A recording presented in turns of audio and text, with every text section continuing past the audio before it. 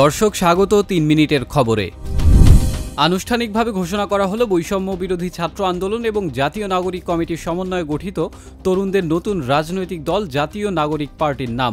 একই সাথে ঘোষণা করা হয়েছে দলটির আহ্বায়ক ও মুখ্য সদস্য সচিবের নাম। দলের আহ্বায়কের দায়িত্ব পেয়েছেন সাবেক তথ্য উপদেষ্টা ও বৈষম্য বিরোধী ছাত্র আন্দোলনের অন্যতম সমন্বয়ক নাহিদ ইসলাম এবং সদস্য সচিব আখতার হোসেন।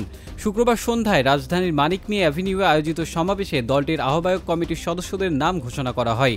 তারা হলেন সিনিয়র যুগ্ম আহ্বায়ক সামান্তা শারমিন ও আরিফুল ইসলাম আদিব, সিনিয়র যুগ্ম সদস্য সচিব ডাক্তার তাসনিম জারা ও নাহিদা সারোয়ার নিভা, দক্ষিণাঞ্চলের মুখ্য সংগঠক হাসনাত আবদুল্লাহ এবং উত্তরাঞ্চলের মুখ্য সংগঠক সার্জিস আলম, দলের মুখ্য সমন্বয়ক নাসির উদ্দিন পাটোয়ারি।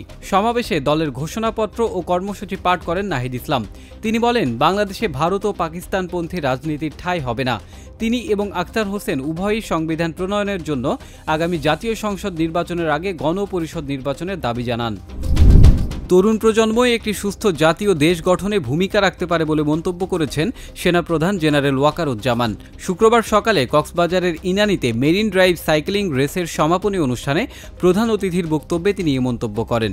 কক্সবাজারের নৈসর্গিক সৌন্দর্য বিশ্বব্যাপী উপস্থাপন এবং সর্বস্তরে সুস্থতার চেতনা জাগ্রত করার লক্ষ্যে রাইড ফর গ্লোরি স্লোগানে প্রথমবারের মতো বাংলাদেশ সেনাবাহিনীর 10 পদাতিক ডিভিশন এবং কক্সবাজার জেলা প্রশাসনের উদ্যোগে আয়োজন করা হয়। জনগণ যে সংবিধান মেনে নিয়েছে, যে সংবিধানের আলোকে এতদিন ধরে দেশ পরিচালিত হচ্ছে, সেটি ফেলে দিয়ে নতুন সংবিধান লেখা কোনোভাবেই যুক্তিসঙ্গত নয় বলে মনে করেন বাংলাদেশের সংবিধান প্রণয়ন কমিটির সভাপতি ডক্টর কামাল হোসেন। সংবিধান পুনর্লিখন একটি ভুল ধারণা বলেও মন্তব্য করেন এই খ্যাতিমান আইনজীবী। বৃহস্পতিবার সন্ধ্যায় সুপ্রিম কোর্ট আইনজীবী সমিতি মিলনায়তনে এক অনুষ্ঠানে তিনি আরও বলেন, সংবিধান ফেলে দিয়ে নতুন সংবিধান করার উদ্যোগকে সংস্কার বলা যায় না, এটি সংবিধানকে ধ্বংস করার পথ। কক্সবাজারের টেকনাফে নাফ নদীতে মাছ ধরতে গিয়ে বিভিন্ন সময়ে আরাকান আর্মির হাতে অপহরণের শিকার 29 জেলেকে ফিরিয়ে এনেছে বিজিবি। বৃহস্পতিবার সন্ধ্যায় টেকনাফ পৌরসভার চৌধুরীপাড়া সংলগ্ন জেটি ঘাট দিয়ে এসব জেলেকে ফেরত আনা হয়।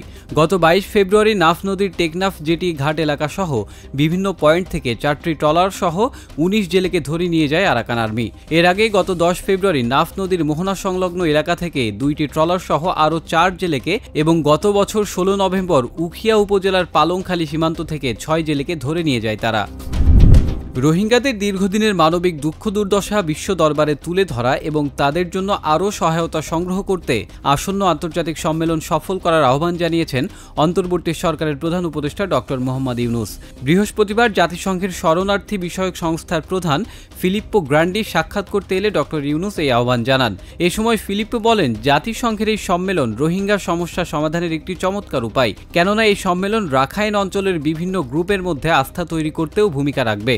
তিনি বলেন, জাতিসংঘের মহাসচিবের আসন্ন বাংলাদেশ সফরও রোহিঙ্গা সংকট নিরসনের নতুন উদ্যোগ সৃষ্টি করবে। ইউক্রেন ইস্যুতে আজ বৈঠকে বসছেন মার্কিন প্রেসিডেন্ট ডোনাল্ড ট্রাম্প এবং ইউক্রেনের প্রেসিডেন্ট ভ্লাদিমির জেলেনস্কি। জেলেনস্কির ওয়াশিংটন সফরে গুরুত্বপূর্ণ খনিজ সম্পদ সংক্রান্ত একটি চুক্তি স্বাক্ষরেরও কথা রয়েছে।